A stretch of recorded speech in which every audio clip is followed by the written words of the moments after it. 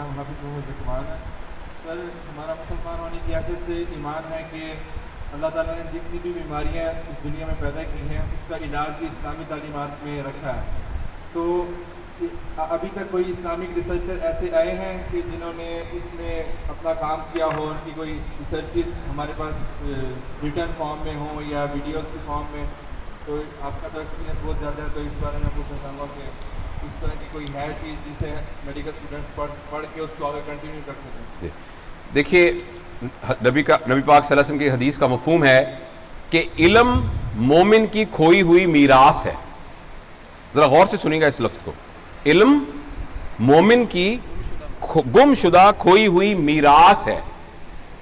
اس سلسلے میں ہمیں اپنا کانسیپٹ بہت کلیئر کرنا چاہیے کہ جتنا بھی علم ہے, چاہے وہ جان ہاپکن یونیورسٹی میں پروڈیوس ہوا ہے, چاہے وہ رشیا کی کسی یونیورسٹی میں پروڈیوس ہوا ہے, یا ہندوستان کے کسی علاقے میں پروڈیوس ہوا ہے, یا حکیم اجمل رحمۃ اللہ علیہ نے یہاں جو ہے مختلف جڑی بیوٹیوں پہ ریسرچ کر کے وہ سارا علم پروڈیوس کیا ہے, یہ سب کے سب ہماری پوری انسانیت کی میراث ہے.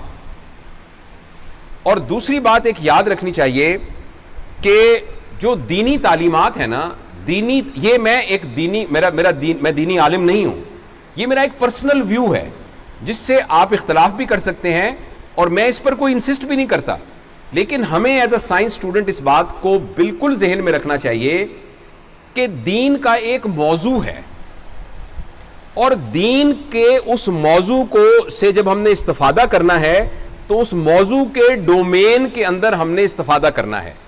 اگر فرض کریں کوئی معاملہ فلکیات کا ہے تو ہمیں فلکیات کے ماہر سے استفادہ کرنا ہے, اور قرآن پاک کو فلکیات کی کتاب نہیں سمجھنا. میں آپ کو ایک مثال دیتا ہوں, یہ موبائل پتہ نہیں آپ کا ہے, یہ موبائل ہے, یہ 1,00,000 روپے کا آیا ہے, 1,00,000 روپے کا موبائل. اب اچانک یہ کیل گر گئی ہے نیچے, میں یہ کہتا ہوں میں اس کیل کو اس موبائل سے ٹھوکوں گا. آپ کہیں گے موبائل سے کیل کیوں ٹھوک رہے ہیں؟ آپ کہیں یار 1,00,000 روپے کا موبائل ہے, میں اس سے صرف کیل نہیں ٹھوک سکتا؟ اگر 20 روپے کی ہتھوڑی سے کیل ٹھوکا جا سکتا ہے تو کیا 1,00,000 روپے کے موبائل سے کیل نہیں ٹھوکا جا سکتا؟ اب کتنی لاجیکل بات ہے یہ. یہی دلیل لے کر ہمارے پاس پیشنٹ آتے ہیں کہ جی یہاں میری چھاتی میں پھوڑا نکلا تھا, HCA, اور ہم گئے, ہماری مسجد میں ایک امام ہے, انہوں نے کہا میں دم کرتا ہوں, تو انہوں نے دم کیا, تو دم کرنے کے بعد یہ اتنا پھیل گیا. تو میں نے کہا کہ بھئی دم سے آپ نے کیوں علاج کرایا؟ اس نے کہا اللہ کے کلام سے چھاتی کا پھوڑا نہیں ٹھیک ہو سکتا. اب لاجیکلی تو یہ وہی والی بات ہے, اللہ کا یہ اس سے بہت بڑے کام کے لیے ہے, یہ کیل ٹھوکنے کے کام کے لیے نہیں ہے, اس سے بہت بڑے کام کے لیے ہے.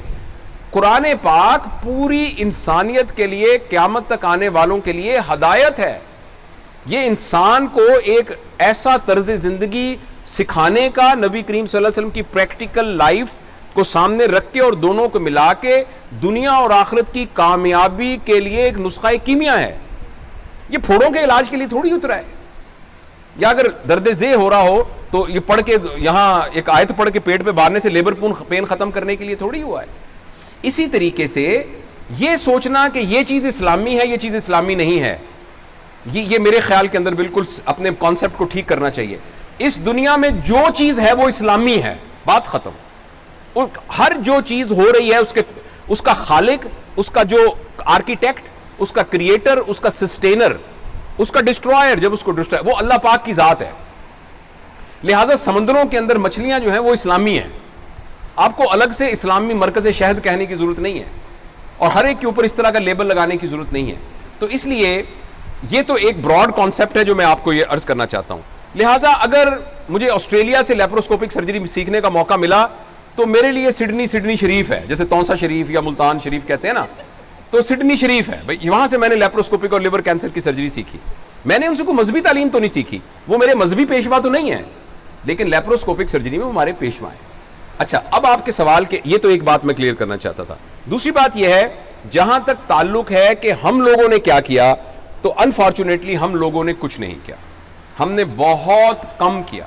اور ایک بات میں بہت ڈر کے کہہ رہا ہوں کہ ہمارے ہاں ایون جو ریلیجس ورک بھی ہوا ہے, میرے ذاتی, میں دیکھیں میں کوئی مذہبی عالم نہیں ہوں, میں ایک بالکل اسٹوڈنٹ کے طور پہ کہہ رہا ہوں, ایون ہماری مذہبی جو ریسرچ ہوئی ہے نا, اس کے اندر بھی most of it is compilation.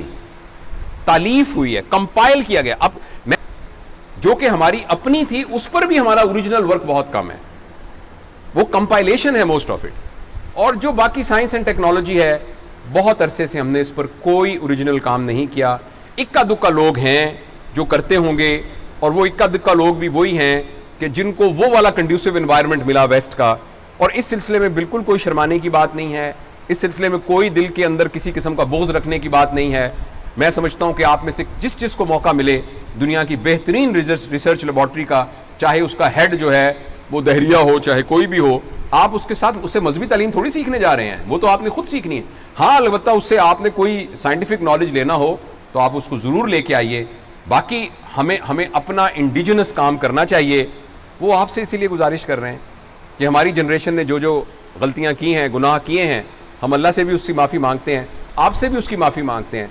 लेकिन आप कम अज़ कम बिस्मिल्लाह करके अपने प्रिटी छोटे इंडिविजुअल इंटरेस्ट के ऊपर फोकस करने की बजाय के साथ साथ, मैं ये नहीं कहता बिजाय, मैं ये नहीं कहता आप भूखे मरे खुद, मैं ये कह रहा हूं कि अपने इंडिविजुअल फाइनेंशियल सोशल इंटरेस्ट के साथ साथ एक इज्तमाई रिसर्च भी, इज्तमाई इंटरेस्ट को भी मद्देनजर रखिएगा.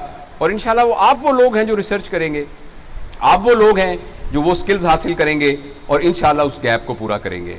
लेकिन ये बात करते हुए बहरहाल हमें अफसोस होती है कि हमारा इक्का दुक्का कुछ लोगों के अलावा ऐसा कंक्रीट प्लेटफॉर्म जिसकी बेस के ऊपर हम अपनी कोई रिसर्च बेस बना सकें, अनफॉर्चुनेटली नहीं है.